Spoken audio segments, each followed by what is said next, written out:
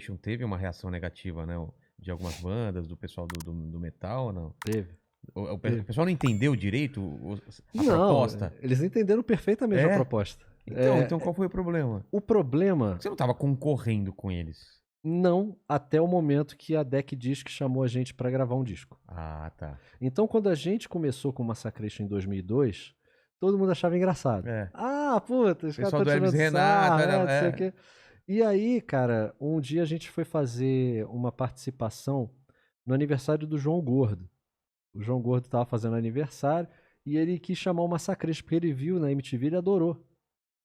Ele, cara, queria chamar vocês pra tocar na minha festa de aniversário. Aí a gente chamou um baterista e a gente fez o show. O Igor Cavaleira, baterista do Sepultura na época, tava nesse evento do João Gordo. Ele viu o Massacration, ele pirou. Ele falou, cara, eu quero fazer um convite pra vocês. Eu gostaria que vocês fizessem todos os shows da abertura do Sepultura no Brasil, da turnê brasileira, mas com uma condição. Eu quero ser o baterista. Caralho! Bicho, o primeiro baterista do Massacration foi o Igor Cavaleira. Cara, isso foi um absurdo. Que absurdo. Ele ia antes da banda, do Sepultura, ele colocava, passava o som, tudo. E aí na hora do show ele botava uma máscara, cobria todas as tatuagens, porque é uma coisa meio do metal, o baterista misterioso. E a gente não entregava a identidade. E a gente fez, cara, todos os shows da turnê de abertura do Sepultura com o Igor na bateria. Que foda, cara. Isso foi sensacional, cara. Isso foi um absurdo. E aí... O fato de vocês abrirem o show já gerou algum tipo de coisa? Ou ainda estavam levando Não, a gente não ouvia nada, assim. Apesar de que sempre nos shows eu via... Sempre tinha um ou dois no show, assim. Fica o show... Com cara de bunda, aqueles headbanger radical, assim. E, puta, eu achava engraçado. A gente é humorista, né? Puta, eu achava engraçado pra caralho. Aí a gente fez um show no Abril pro Rock, um festival gigantesco no Nordeste. E depois desse show, foi um absurdo, cara. Quando acabou esse show, o pessoal da DEC, o João Augusto da DEC, presidente da DEC, chegou, cara, vocês precisam gravar um disco. Olha o que vocês fizeram. E aí a gente gravou o primeiro disco do Massacration. Olha o que vocês fizeram, por quê? Porque foi um puta resultado legal. Foi um absurdo. Tá. Foi um absurdo. E aí a gente gravou o disco. Quando a gente gravou o disco, aí começou a pipocar. Aquela velha frase, cara. Ah, esses caras aí estão de palhaçada, estão tirando espaço de bandas sérias. Que estão batalhando há anos e anos e anos. Puta papo furado, né, cara? Porque, assim, o Massacration era uma ideia original que ninguém nunca tinha feito no Brasil. Que era você unir heavy metal com humor. O Mamonas tinha feito isso com algumas músicas, né? Mas era uma coisa mais generalizada, em português e tudo. O Massacration fazia uma sátira especificamente ao heavy metal mesmo, sabe? E, cara, isso não deixa de ser uma coisa diferente, né? As bandas de heavy metal que estão batalhando há anos e anos fazem uma coisa que todo mundo já estava fazendo, né? De uma certa maneira, parecido com Sepultura, parecido com Angra. Estão concorrendo entre si, né? Sim, e é uma coisa muito mais difícil porque é um som muito parecido. Então, a gente teve um destaque, obviamente, a gente tinha MTV como carro-chefe, mas a ideia era uma ideia muito diferente.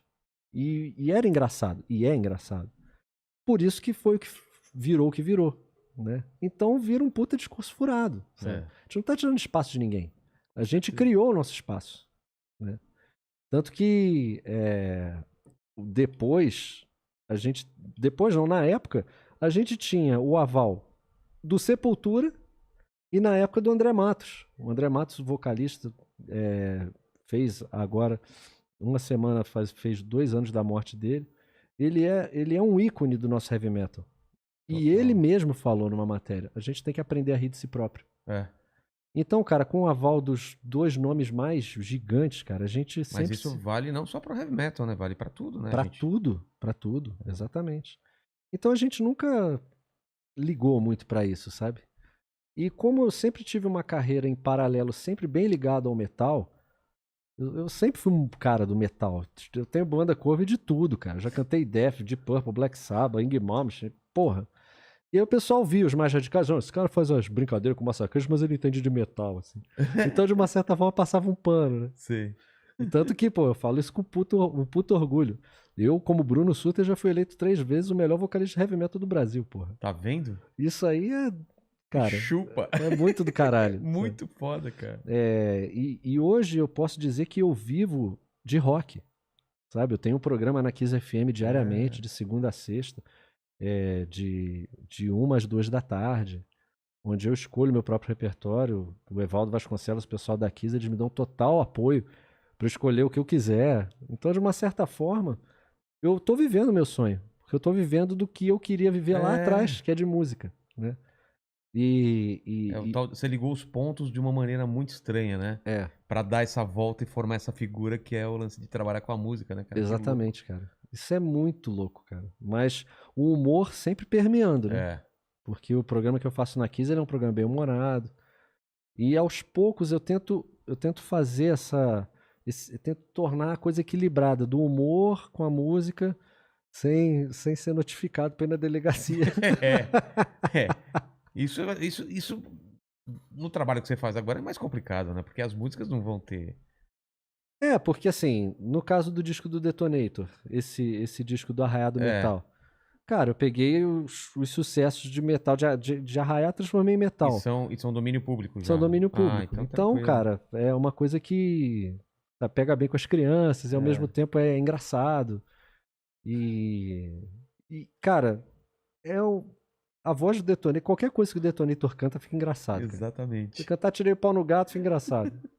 Eu vejo criança, cara, bem novinha, quando eu faço a voz do Detonator, porque eu só posso imitar, eu não sou o Detonator. Quando eu tento, entendeu? Eu tento imitar. Você alcança Eu, mais ou menos, né? Porque o Detonator não tem pau, né? Então é mais fácil. Cara, isso eu fiquei chocado com essa história quando eu soube que ele não tinha pau. Cara. E por que ele não tem pau?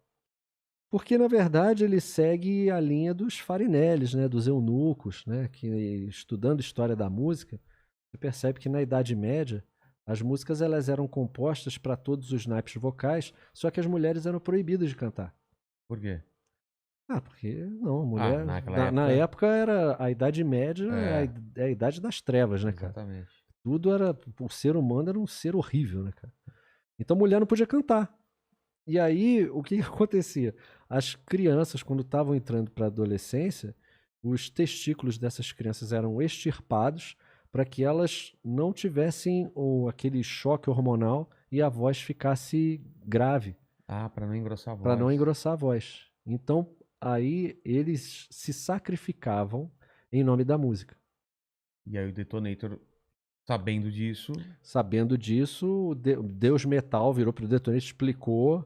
Aí o Detonator ele entendeu errado. Em vez de ele tirar o saco, ele cortou o pau.